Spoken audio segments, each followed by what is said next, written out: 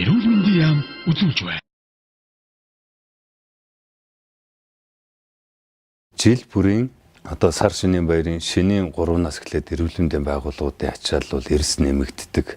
Голлон зөнхөлдөг өвчнүүд маань энэ үед бол амьсгалын замын өвчлөл, хоол боловсруулах эргэтэн тогтолцооны өвчин-эмгүүд, хоолны хордлогууд бол нэлээд зөнхөлж ирдэг. Тийм учраас энэ тал дээр манай эцэг эхчүүд, асран хамгаалагч нар, иргэд маань бас өөрсдийгөө хамгаалах шаардлагатай байна. Юуны төрөнд хүүхэд багчуудыг бол даруулахгүй байх шаардлагатай. Ялангуяа бага насны хүүхдүүд, 5 хүртэлх насны хүүхдүүдийг аль болохоор даруулахгүй, хэд халууцуулахгүй, олон хүнтэй газар бас аль болохоор авч явахаас зайлсхийх шаардлагатай байна.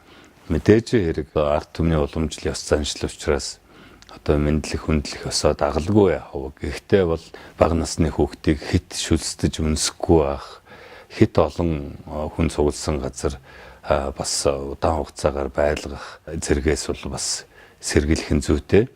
Нөгөө талаар бол олон айлаар золгууд хийж явахад хүүхэд бол хэд халууцах, даарах нь бол ээлжлээд ингээд амархан энэ амьсгалын замын өвчлөлд өртөх магадaltaй байдгийг та бүхэн маань бас хичээж анхаарч болгоомжлоорой. За дараагийн нэг хүндрэл бол яхаарахгүй хоолны хордлого, хотод гэдэсний хямрал байдаг.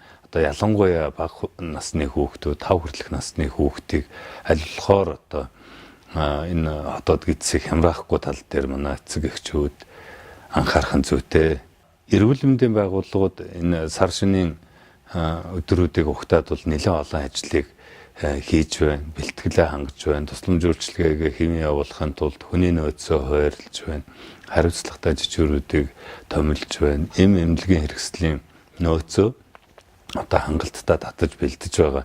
Мөн сүүлийн 10 хоногт нийслэлийн эрүүл мэндийн байгууллагууд дүүргийн өрхийн эрүүл мэндийн төвийн эмч нарт бол сэргээх сургалтуудыг бол эрчимтэй явуулж байгаа. Жил бүр бол 3 сар, 4 сард энэ бага насны хүүхдийн, ялангуяа 5 хүртэлх насны хүүхдийн дунд бол амьсгалын замын өвчний хүндрэлүүд, уушгины хатгалгаа, үжил, хордлогууд бол давамгаалж эхэлдэг.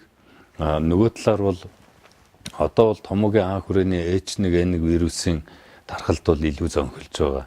Гэтэл энэ жил бүр бол энэ 2 сараас эхлээд энэ вирусын, эргэлтэнд байгаа вирусын шинж төрх бол өөрчлөгддөг, хэв шинжүүд өөрчлөгддөг. Жил бүрийн статистикаас харахад ингээд цагаан сарын дараа 2 сарын дундуураас эхлээд бусад вирусүүд, тухайлбал Б хүрээний вирус идэвхжиж эхэлдэг, эргэлтэнд илүү давамгаалж эхэлдэг. Тийм учраас энэ Б хүрээний вирус илүү давамгаална, бусад вирусүүд бас явагдана. Нянгийн хүндрэлүүд гарах эрсдэл бол бас өндөр болдог. Энэ тал руу чиглэсэн онцлогын эмчилгээнийхээ өдөрдөмжийг эрүүл мэндийн байгууллагууд бол бас шинчилсэн байгаа. Энэ тал дээр сургалтыг явуулж байгаа. Ялангуяа 3 сар, 4 сарын хүндрэлийг угтсан сэхэний эмч нар, эрчимтэй эмчилгээний эмч нарт зориулсан сургалт байдаг.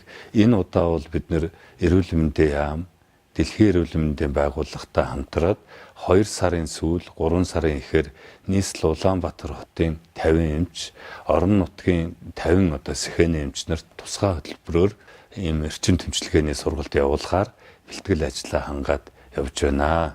Монгол улсын эрүүл мэндийн яам